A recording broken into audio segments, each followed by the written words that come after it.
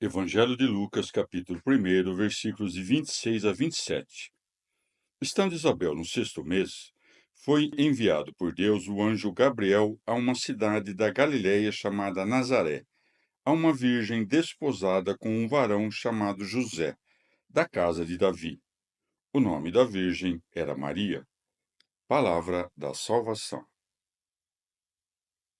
Comentário Lucas 1, de 26 a 27, São Beda. Como a encarnação do Cristo deveria ocorrer na sexta idade do mundo e deveria servir para o cumprimento da lei, é com razão que o anjo enviado a Maria anuncia no sexto mês da concepção de João o Salvador que nasceria. Por isso é dito no sexto mês. O sexto mês é março, em cujo 25º dia Nosso Senhor foi concebido e, segundo a tradição, padeceu, assim como nasceu, no 25º dia do mês de dezembro. No entanto, se crermos que o primeiro dia é o equinócio de primavera e o outro é o solstício de inverno, é conveniente que, com o aumento da luz, seja concebido e nasça aquele que ilumina todo homem que vem a este mundo. Se, porém, alguém objetar que os dias crescem ou são maiores que a noite, antes do tempo do nascimento e da concepção de Nosso Senhor, dir-lhe-emos que São João já anunciava o reino dos céus antes do seu advento. Era um princípio adequado para a restauração humana que um anjo fosse enviado para consagrar uma virgem para um parto divino. Com efeito, a primeira causa da perdição humana foi que a serpente fosse enviada pelo diabo para enganar a mulher com o espírito da soberba. Por isso segue a uma virgem, o qual não somente se refere a São José, mas também a Maria. Com efeito, a lei ordenava que cada um desposasse uma mulher de sua própria tribo ou família. Prossegue o mesmo evangelista. O nome da virgem era Maria. Maria significa em hebraico estrela do mar e em siríaco senhora. E com razão, porque mereceu levar nas entranhas o Senhor do mundo e a luz perene dos séculos. Evangelho de Lucas, capítulo 1, versículo de 28 a 29. Entrando o anjo onde ela estava, disse-lhe: Deus te salve, cheia de graça. O Senhor é contigo. Ela, ao ouvir essas palavras, perturbou-se e discorria pensativa que saudação seria essa. Palavra da salvação. Comentário Lucas 1, de 28 a 29. Santo Ambrósio. Conhece-se a Virgem por seus costumes. Só em seu quarto, sem ser vista por nenhum homem, é encontrada apenas pelo anjo. Por isso é dito, entrando o anjo onde ela estava. E para que não fosse maculada por uma conversa indigna de si, é saudada pelo anjo. Conhece-se a Virgem pelo seu pudor, porque ela se assustou. Com efeito, segue-se. Ela, ao ouvir essas palavras, perturbou-se. Tremer é próprio das virgens, assustar-se como com todo homem que se aproxima e ter pudor de tratar com todo homem. Aprende, ó Virgem, a evitar todas as palavras licenciosas. Maria envergonhou-se até mesmo com a saudação de um anjo. Admirava-se também com a nova forma de saudação, que nunca fora ouvida, pois estava reservada somente a Maria. Evangelho de Lucas, capítulo 1, versículos de 30 a 33. O anjo disse-lhe: Não temas, Maria, pois achaste graça diante de Deus. Eis que conceberás no teu ventre e darás à luz um filho, a quem porás o nome de Jesus. Será grande e será chamado Filho do Altíssimo. O Senhor Deus lhe dará o trono de seu pai Davi.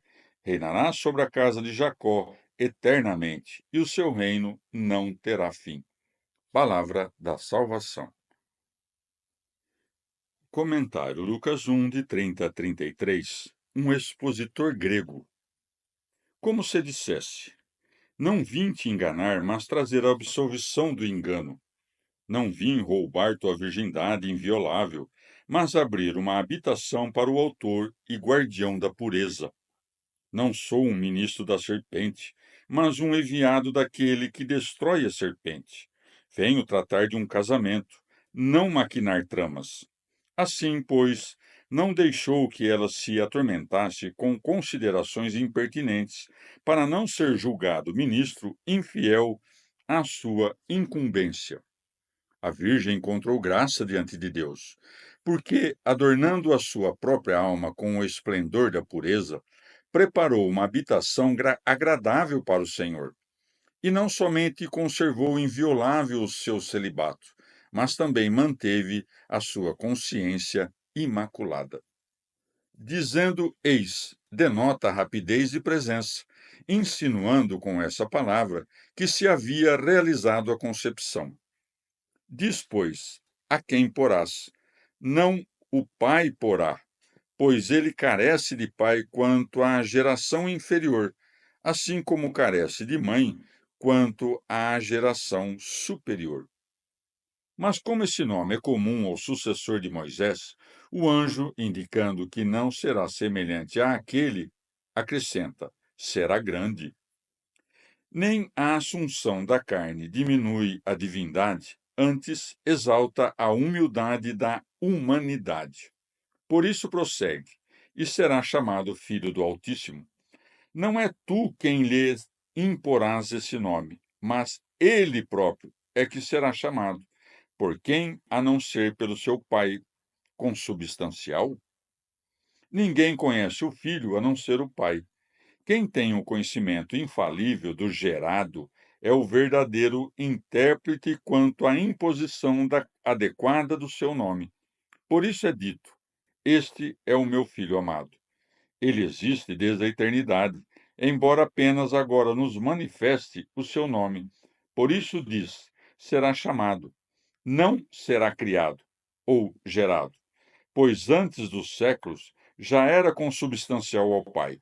Conceberás, pois, tornar-te-ás mãe, e teu ventre virginal conterá aquele que os céus não são capazes de conter. E para recordar a Virgem dos profetas, acrescenta: lhe dará o nome, o trono de seu pai Davi, para que soubesse claramente que aquele que nasceria dela era o próprio Cristo que, segundo a promessa dos profetas, nasceria da descendência de Davi. Ninguém pode reinar eternamente a não ser Deus. Por isso, embora se diga que recebe o trono de Davi por causa da sua encarnação, enquanto Deus é reconhecido como Rei eterno. Prossegue, e o seu reino não terá fim. Não somente enquanto Deus, mas também enquanto homem. No presente reina sobre muitos, mas reinará por fim sobre todos, porque todas as coisas lhe estarão submetidas. Evangelho de Lucas, capítulo 1, versículos de 34 a 35. Maria disse ao anjo: Como se fará isso, pois eu não conheço varão? O anjo respondeu-lhe: O Espírito Santo descerá sobre ti, e a virtude do Altíssimo te cobrirá com sua sombra. Por isso mesmo, o que nascerá santo será chamado Filho de Deus. Palavra da salvação. Comentário Lucas 1, de 34 a 35. São Gregório Magno. Pelas palavras, te cobrirá com a sua sombra, exprimem-se as duas naturezas do Deus que se encarnaria. Com efeito, a sombra é formada pela luz e pelo corpo. O Senhor, por sua divindade, é luz.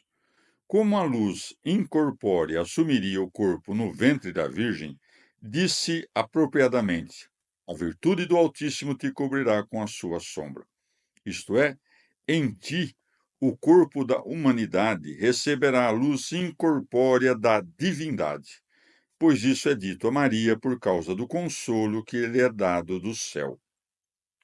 Em distinção à nossa santidade, declara-se que Jesus, de maneira singular, nasceu santo.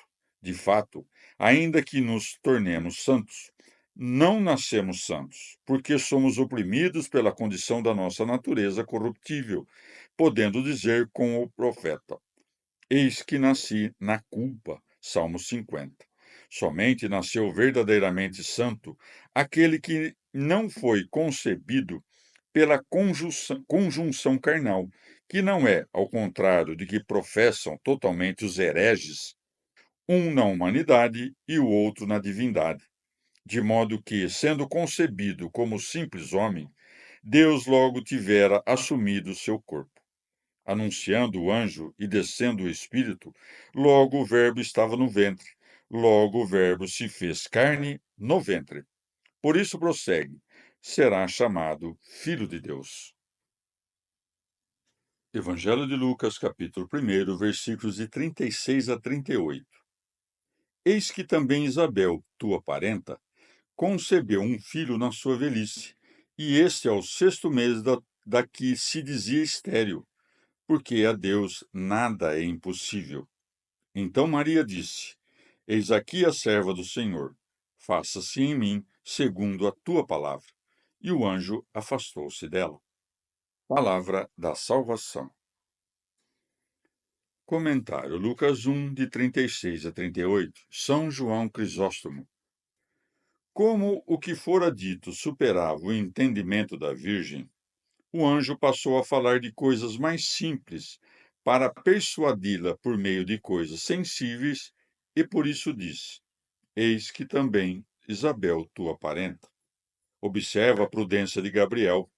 Não a recorda de Sara, nem Rebeca, nem Raquel, pois eram exemplos antigos, mas refere um fato recente para fortalecer o seu entendimento. E por isso faz menção da idade, quando diz: também ela concebeu um filho na sua velhice, indicando a sua incapacidade natural. Prossegue, e esse é o sexto mês. Não anunciou desde o princípio a gravidez de Isabel, mas depois de transcorridos 6 meses, a fim de que o volume do seu ventre servisse de prova.